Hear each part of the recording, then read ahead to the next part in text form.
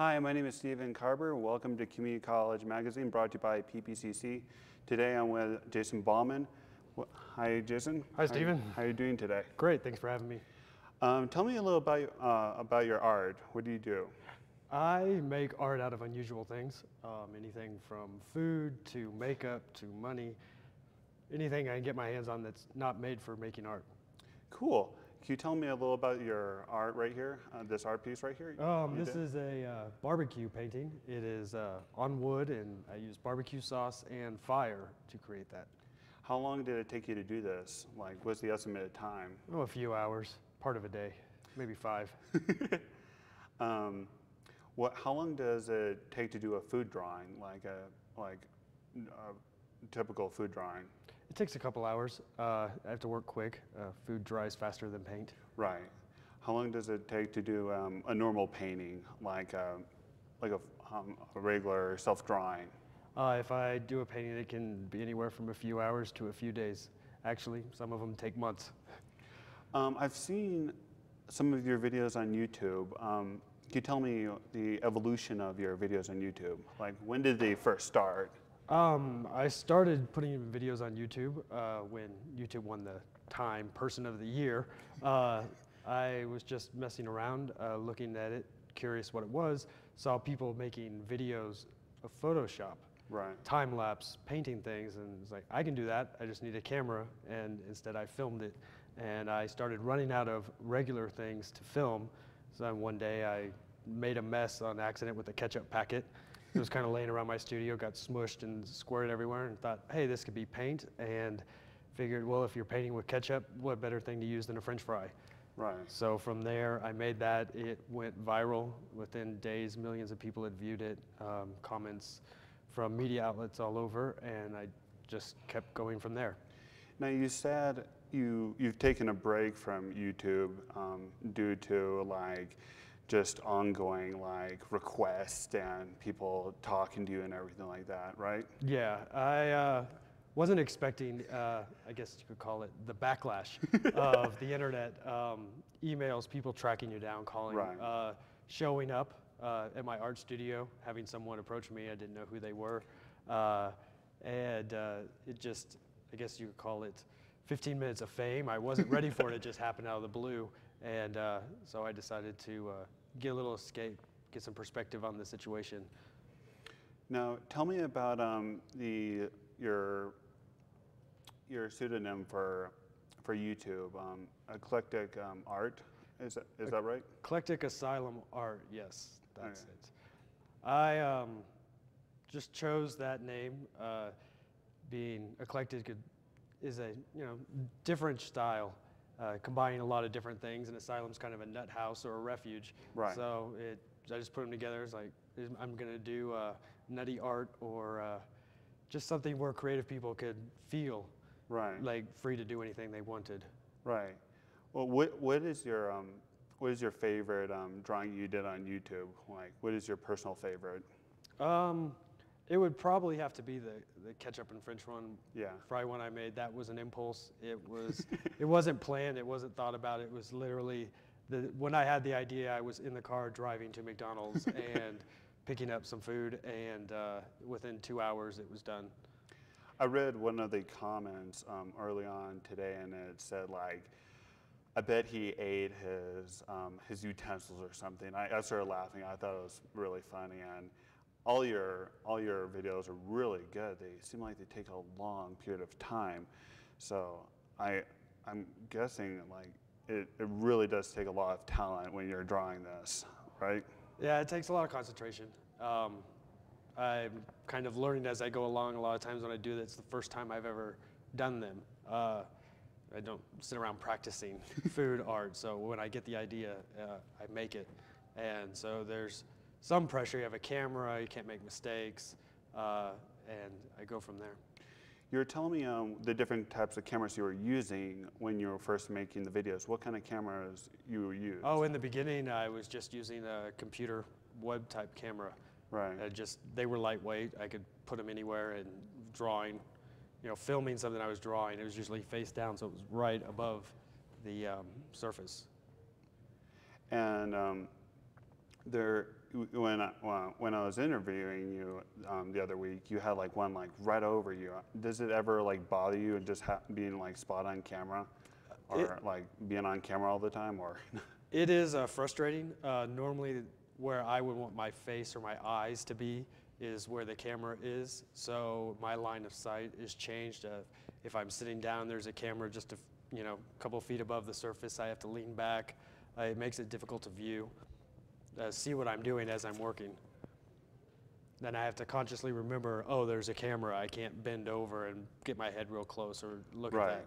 You were saying that you had to put markers or some sort of marker somewhere to like mark where you stopped and started the camera and so on and so forth, right? You like put like little stickers. Yeah, when I just film, the camera goes, it can film for hours and hours and hours. So I toss something in the view site. So I'll just throw something on top of the picture I'm painting, and that reminds me of when I'm editing, I have to cut that footage out because I have to turn that hours of footage down into a couple minutes in time lapse. That's pretty cool. Have you always done your art in realism? You were telling me about this thing you called optical blending. Is that right? Yeah, optical blending. It's a slight abstraction.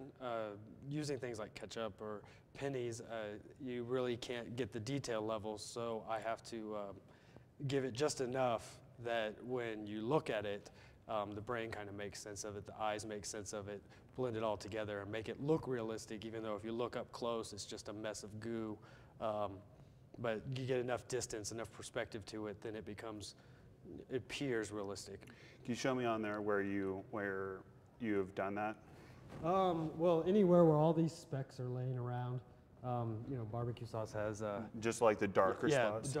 Barbecue sauce has vegetables or whatever that's inside of there, spices. So I don't have control over them. So up close, you see just it's a bumpy mess of spices and dried bubbles and things along that line. Right. But from a distance, you can see it's a kid and a pig. Right. Yeah. How long does it take for these drawings to like fully dry? I mean, doesn't it take a little longer for like these food drawings to dry? Some of them never dry. Really? I've done ones with chocolate syrup, and it's still sticky. The intent is not to hang it on a wall. Some of them I might be able to preserve them with some varnish if they dry enough, but when I make them, I have no idea what's going to happen. Honestly, I threw one away. The first one I did that was a viral video. It was laying in the dumpster, and the next day I decided, I better go dig that out because everybody was calling and wanting to do appearances or visit their show, and they wanted to see the painting. So tell me what happened to the song for the ketchup and fry one, the Super Size Me one. What happened to the song on it? Yeah, it had a kids type song about everybody loving French fries and how good they were. It was a kind of catchy, repetitive, childish song, but I didn't get permission to use the song. This is the beginning of YouTube, the beginning of the internet, and the copyright. People weren't paying attention to copyright. Still a problem, but I didn't pay attention to the copyright. I used the song, wasn't thinking anything was going to come of it, and the person who created the song was contacted by one of the networks that wanted permission to use the song when they broadcast the video. That person did not like the idea of the song being played, so it had to be removed, or else you get sued. There were threats to lawsuits. So from that I learned the lesson of, you got to do everything by the numbers. You either have to create everything, or you have to have someone's permission to use it. So, so tell me, you were telling me last week about the time, like all the different times you got into the Conan show. Tell me like how you went out there. Like you said, you went out there and it got canceled. Or... Oh yeah, that was the David Letterman show. Oh. I did appearances there, but they had a segment of making Biff Henderson, I believe his name is, one of the assistants on the show, and they were having people do art from him, so they would call me out and ask me to come do it. But every time I would come out, they would cancel it. One of the ones went through, but it was just at the last minute, sitting there all ready to draw. You could hear everybody on the mic telling, let's go, we're filming, and then someone would walk in and go, we cut the segment. Usually because they were trying to do too much. They had a band they were trying to set up one time and do an outside concert, and it was too much work going on for them. Okay. You were telling me about you at one point in your life that you were a PA in LA, right? Yeah, I did PAing a little bit. It was mostly just at the time I was in college, and a lot of my friends were in film school. And in LA at the time, that's what everyone did, was go PA, right. Get free food. So I would just, someone needed an extra hand, I would show up, go out there, stand around. Most of PAing is standing around because there are so many of them and no one's getting paid. Right. Tell me a little bit more about that. I've never been a PA, so I've never had an experience. Basically, it's a lot of standing around. Then you have one or two people that you're their assistant. And if they need anything, you run and get it. But there are so many assistants that it's not real an issue. The times I've done it, they weren't filming, they were doing lights and checking everyone's shadows. So the fill-in, the body doubles were around, and it was very, very slow times. I never had the opportunity. I guess everybody wanted to do the filming days, so wasn't able to show up on those days when all the actors were in, because the people that were committed to it, they showed up. Right. Did you do any kind of big motion picture kind of PAing? Like, did you pay for any big motion pictures that are noticeable? It was a movie, Blow, which was a Johnny Depp feature. I never saw the movie. It was about, Johnny Depp was a drug dealer, I believe, in the movie. It was about cocaine. So that was the extent of that movie. I didn't see it. I don't know. It wasn't a big hit, I believe. Well, I'm sure it was good. Yeah. Is there any type of artist that you look up to, or anyone that in particular you look up to at all when you're drawing these? Like, any inspiration? I get a lot of inspiration from the Impressionists and the Post-Impressionists before art abstracted. At the time, they were working on almost like illusions. Okay. Vivid brush strokes, trying to make everything look kind of messy, like a Monet or a Van Gogh. Right. But it was still optical blending. Right. They were playing with the different colors, seeing what was happening. And so I like that movement before it went the other way, went completely abstract. We get a lot of the child drawings, the things that people say, oh, my kid could have done that. Right. So about 1910, 1920, that's where my inspiration stops. You were telling me that when you're drawing, you just sit down and draw like some cartoons, and you just like speed draw like in between shot or in between like different like shows, and you'll be looking at it and you'll draw like these different. I'll draw the television. I'll sit and just have a sketchbook out, and sometimes pause it, but a lot of times just trying to remember what I saw in my imagination just for a brief moment and sketch down the shapes. It ends up being a page full of just little tiny faces and ears and noses and eyes. Cool.